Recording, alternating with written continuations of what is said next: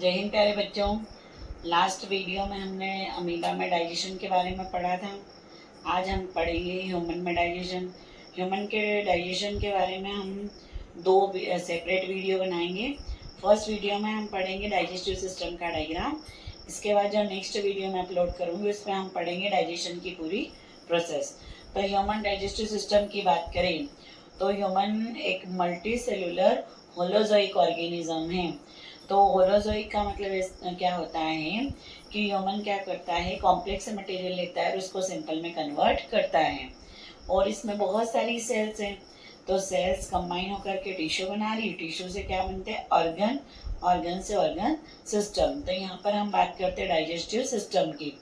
तो ह्यूमन के digestive system में देखिए कौन कौन से पार्ट होते हैं। तो सबसे पहले आता है माउथ, बकल केविटी, एसोफेगस, फिर उसके बाद में स्टमक, स्मॉल इंटेस्टाइन और लार्ज इंटेस्टाइन। उसके बाद में लार्ज इंटेस्टाइन बॉडी के बाहर जहाँ ओपन होता है उसको हम क्या बोलते हैं, एनस। तो अपन देखिए कभी कि अलग अलग सेपरेट पार्ट्स की बात करते हैं। सबसे पहले बात करते हैं माउथ की। तो हम डायग्राम में देखिए ये हिस्सा, ये क्या है, माउथ है। माउथ के अंदर ही एक खाली केविटी होती है जिसको हम बोलते हैं बकल केविटी। तो हम खाने का जो प्रोसेस इंजेशन होती है, intake of food into buccal cavity.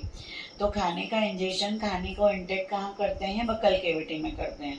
अब बकल केविटी में खाना आता है तो बकल केविटी में क्या होती है, सलाइवरी ग्लैंड होती है। क्या होती है बेटा, सलाइवरी ग्लैंड। तो जो सलाइवरी ग्लैंड होती है उससे निकलता है सलाइवा। तो वो सलाइवा हमारे खाने के साथ मिक्स हो जाता है। इस सलाइवा में कौन सा एंजाइम होता है, एमाइलेज, जो कि किसका डाइजेशन करता है, स्टार्च का। वो हम प्रोसेस में पढ़ेंगे उसको। तो इसका मतलब दैट मीन्स कि खाने का जो डाइजेशन है वो कहाँ से स्टार्ट हो जाता है, माउथ से स्टार्ट हो जाता है। अब माउथ में हमने शुगर का, कार्बोहाइड्रेट का डाइजेशन कर लिया। कार्बोहाइड्रेट के डाइजेशन जब माउथ में हुआ, इसके बाद में खाना कहाँ जाता है, फेरिंग से होते हुए कहाँ जाएगा, इसोफेगस में जाता है। अब इसोफेगस है जिसको हम क्या बोलते हैं, फूड पाइप। तो ये बहुत नैरो जगह होती है जिसकी वजह से यहाँ पर हम देखें कभी तो ये सिर्फ फूड को ट्रांसफर करता है, इसमें डाइजेशन का कोई काम नहीं होता है। अब इसोफेगस से खाना कहाँ आ जाता है, स्टमक में आ जाता है। कहाँ जाता है, स्टमक। तो सबसे पहला खाना कहाँ इंटेक किया, माउथ। माउथ से फिर खाने का ट्रांसफर कहाँ हुआ, इसोफेगस में। इसोफेगस ने फूड को माउथ से लिया और कहाँ भेज दिया, स्टमक में भेज दिया। अब स्टमक की बात करें तो स्टमक जो होता है, स्टमक में होती है गैस्ट्रिक ग्लैंड। स्टमक के अंदर कौन सी ग्लैंड होती है, गैस्ट्रिक ग्लैंड। जैसे अभी आपको मैंने बताया कि माउथ में कौन सी ग्लैंड है, सलाइवरी ग्लैंड। वैसे ही स्टमक में कौन सी ग्लैंड होती है, गैस्ट्रिक ग्लैंड। गैस्ट्रिक ग्लैंड से निकलता है गैस्ट्रिक जूस। क्या निकलता है बेटा, गैस्ट्रिक जूस। ये गैस्ट्रिक जूस जो होता है इसके अंदर रहता है HCl। क्या रहता है, HCl रहता है। तो इस HCl से प्रोटेक्ट करने के लिए हम देखें कभी तो जो स्टमक की इनर लाइनिंग होती है, वो इनर लाइनिंग किसकी बनी होती है, तो जो स्टमक की इनर लाइनिंग है वो किससे सराउंडेड होती है, म्यूकस से सराउंडेड होती है। स्टमक कैसा स्ट्रक्चर है, तो स्टमक एक जे शेप्ड स्ट्रक्चर है। कैसा स्ट्रक्चर है, जे शेप्ड स्ट्रक्चर होता है। इसमें गैस्ट्रिक जूस निकला जिसमें क्या होता है, HCl। और HCl से प्रोटेक्शन के लिए इसकी जो इनर लाइनिंग होती है वो किससे बनी होती है, म्यूकस से। अब स्टमक में खाने का डाइजेशन हुआ। स्टमक में हम प्रोटीन का डाइजेशन करते हैं। स्टमक में डाइजेशन के बाद में खाना हम देखें कभी तो कहाँ जाता है, स्मॉल इंटेस्टाइन में। अब स्मॉल इंटेस्टाइन में खाना गया तो वो डाइजेस्टिव सिस्टम में ही हम देखें कभी तो एक और ऑर्गन कौन सा इंक्लूड है, लीवर। तो लीवर का क्या रोल है, तो लीवर से आता है बाइल जूस। क्या आता है, बाइल जूस। अब लीवर को कोई एक काम तो है नहीं, बहुत सारे काम है। तो बाइल जूस बना और बाइल जूस को कहाँ भेज दिया, गॉल ब्लेडर में। तो बाइल जूस का फॉर्मेशन लीवर में हुआ पर बाइल जूस का स्टोरेज कहाँ पर कर रहे हैं, गॉल ब्लेडर में। जब रिक्वायर्ड होगा तो इस गॉल ब्लेडर से बाइल जूस कहाँ चले जाता है, स्मॉल इंटेस्टाइन में। कि ये हम देखें कभी कि ये कहाँ जा रहा है, स्मॉल इंटेस्टाइन में। सिमिलरली हम देखें कभी तो दूसरी हम देखें कभी कौन सी ग्लैंड होती है लीवर के अलावा, तो ये हमने बनाई है पेंक्रियाटिक ग्लैंड। और ये पेनक्रियाटिक ग्लैंड या जिसको हम पेनक्रियाज भी बोलते हैं, इससे निकलती है पेनक्रियाटिक डक्ट। ये भी कहाँ जाकर के ओपन होती है? Small intestine. बाइल डक्ट और पेनक्रियाटिक डक्ट दोनों स्मॉल इंटेस्टाइन में ओपन होते हैं। और कौन से पार्ट में ओपन होते हैं? तो डिओडिनम में ओपन होते हैं। और इसमें हम देखें कभी बाइल जूस का क्या रोल है? तो उसका रोल होता है लिपिड के डाइजेशन में, इमल्सिफिकेशन करता है लिपिड का। पेनक्रियाटिक जूस, तो पेनक्रियाटिक जूस जो होता है वो क्या करता है? इसके अंदर रहते हैं ट्रिप्सिन, पेनक्रियाटिक एमाइलेज, लाइपेज। तो लाइपेज लिपिड के डाइजेशन में इन्वॉल्व होता है। फिर उसके बाद में ट्रिप्सिन जो होता है वो प्रोटीन के डाइजेशन में इन्वॉल्व है। और जो पेनक्रियाटिक एमाइलेज है वो रिमेनिंग कार्बोहाइड्रेट का डाइजेशन करता है। तो बाइल जूस लीवर से आया, पेनक्रियाटिक जूस पेनक्रियास से आया। ये दोनों कहाँ पर मिले? स्मॉल इंटेस्टाइन में।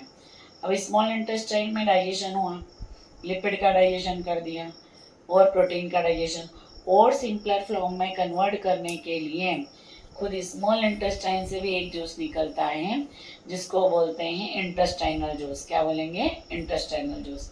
स्मॉल इंटेस्टाइन की लेंथ लॉन्ग है, ऐसा नहीं कि लार्ज इंटेस्टाइन लंबी होती है और स्मॉल छोटी होती है। स्मॉल की लेंथ क्या होती है? ज़्यादा होती है, बट उसका डायमीटर, उसका ल्यूमेन कम होता है, इसीलिए उसको हम क्या बोलते हैं? Small intestine.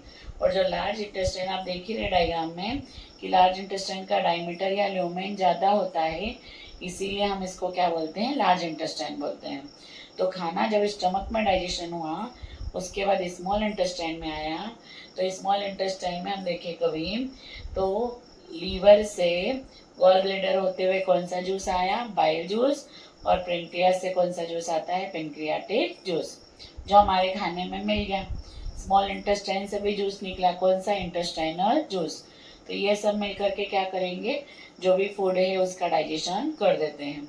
अब स्मॉल इंटेस्टाइन में डाइजेशन के साथ साथ कंप्लीट डाइजेशन कहाँ होता है? स्मॉल इंटेस्टाइन, इसीलिए स्मॉल इंटेस्टाइन को बोलते हैं साइट ऑफ कंप्लीट डाइजेशन।